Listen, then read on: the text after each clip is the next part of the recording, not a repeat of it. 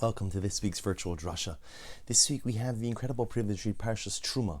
And Terumah initiates the series of parashos which are devoted to the creation and fabrication of the Mishkan, the tabernacle, the temporary structure we used in the Midbar, in the desert for 40 years, that served as the central hub for religious service, as well as the creation and fabrication of the Big Day Kuna, the Kohanic vestments. And so in this week's parasha, excitingly enough, the Torah gives us all of the instructions and all of the dimensions for the various kelim, the various utensils. And the Torah says this is in Parak Chof Hey, Pasuk Yud, chapter 25, verse 10. Va'asu aron atse shitim. You shall make an aron, an ark. I think we'd all agree that whereas each and every utensil in the Beis Hamikdash, in the Mishkan, was so beautiful and was so unique, the aron, the ark, was really the quintessential kli. It was the quintessential utensil. It was the kli that contained the luchos, the tablets from the kruvim, the two cherub-like figures perched on top. The divine voice would emanate forward towards Moshe Rabbeinu. And so the Torah says, you shall make an aron out of acacia wood. Now the truth is, we know that in fact the aron was really made of 3 boxes. There was an outer gold box, an inner wood box, and then a third smaller gold box inside. And the Torah says, what are the dimensions of the aron? Amasayim v'chitzi arko, 2.5 amos in length, va'ama v'chitzi rachbo, 1.5 amos in width, va'ama v'chitzi kamaso, and 1.5 amos in height. Now the truth is, to be honest, a lot of times when we see these types of measurements and dimensions, we kind of tune out a little bit. Number one, because sometimes it's hard to exactly understand how does the amma translate, what does it actually mean, but also because most of us are not that detail-oriented with these kind of things. But Lubavitcher Rebbe Zecher Tzadik Livracha makes an amazing observation, and he says, if you notice, all of the measurements of the ark are partial measurements, right? It's 2.5 amos in length, 1.5 amos in width, and 1.5 amos in height. Everything is 1.5, 1.5, 2.5. Why incomplete measurements? So in other words, remember, HaKadosh Baruch Hu was constructing this. He could construct it any way he wants. In other utensils, you may have one of the dimensions that's a partial measurement, but very often you'll have complete measurements as well. Yet here by the ark, again, Amasayim v'chitzi arko, 2.5 amos in length, 1.5 amos in width, and 1.5 amos in height. Why the half amos by each dimension? And the Rebbe says something so beautiful. He says, I want to quote to you, Midos ha'aron hayakulan chatsuyos. All of the dimensions of the ark were partial dimensions, partial measurements. Ki ha'aron romez la Torah. Va'torah tzricha lifal ba'adam halomei Torah es sheviras harigilus v'hamidos araos shalom. The Rebbe says, because in these dimensions is embedded the very secret to spiritual success. You see, the Rebbe makes an amazing observation. He says, when you have a complete measurement, let's say again, it's 2 amos. So 2 amos is a complete contiguous measurement. He says complete contiguous measurements represent regilos, represent habits. Habits represent a certain continuity in behavior. Partial measurements, let's say a half an amma, represents ultimately a breaking of the continuum or a breaking of the habits. And here the Rebbe says something so beautiful. Spiritual success is fundamentally dependent on, rooted in, and tethered to the ability to break habits. He says, Es shviras haragilus v'hamidos haroshalo. Spiritual success is fundamentally dependent on shviras haragilus. Can you go ahead and break the habit? Can you break the continuity? Can you break the regularity? And the reason why this is incredible is as follows. Habits could be very profound and very positive. A perfect example, we daven 3 times a day.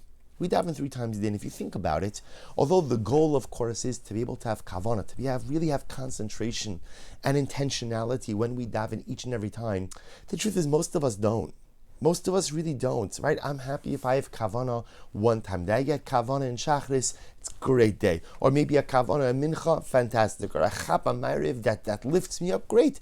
Do I have kavanah regularly 3 times a day? Not me. I'm sure all of you do, but not me. I don't. I find it difficult. So you ask yourself, so what's the point of davening 3 times a day if you don't have kavanah in every single tefillah? It's very simple. It's habit forming. I'm forming a positive habit. What habit am I forming? The habit of speaking to God. Sometimes I pay attention when I'm speaking to God. Sometimes I don't pay attention when I'm speaking to God. But I'm forming a positive habit.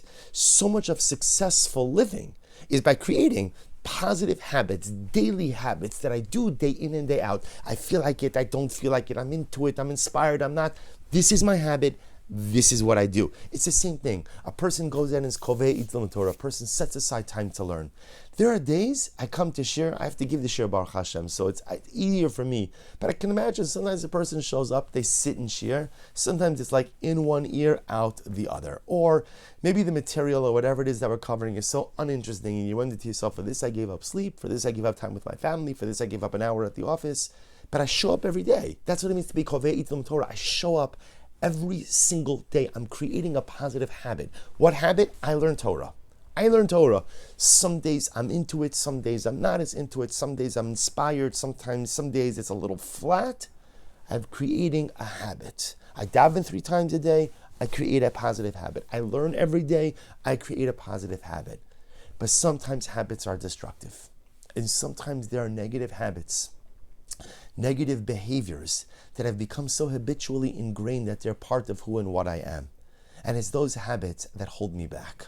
It's those behaviors that hold me back. And these habits, this is what the Rebbe calls regilos, this continuous behavior. It could be in the form of a negative character trait. It could be in the form of literally like a negative activity that I engage in all too often.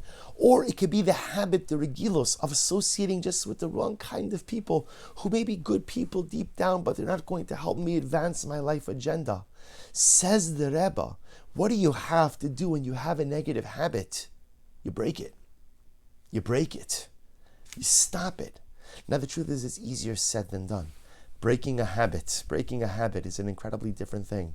Sometimes I'm addicted to my habits, like the smoker is addicted to the nicotine, like the alcoholic is addicted to the alcohol.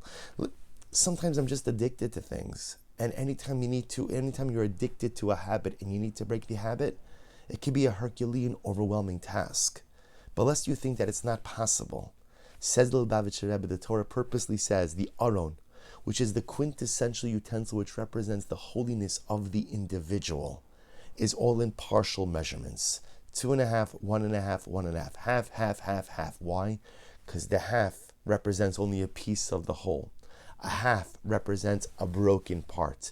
The amma is a whole. The half a amma is a half of the whole. I've taken something and I've broken it, representing our ability to take a habit and to break it, to take a behavior and to break it, to take an addiction and to break it.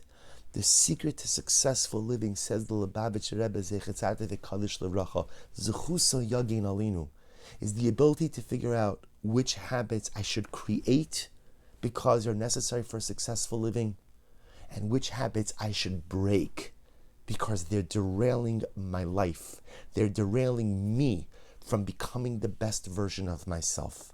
There are habits to make, and there are habits to break. And the half amma symbolizes our ability to do so. So we should be zocha. On this Shabbos, a Parshas Terumah, we read about the creation of the Mishkan. And when we read about the construction of the physical Mishkan, we're reminded, Bilvavi Mishkan Evna, that we each have the ability to build our personalistic Mishkan as well.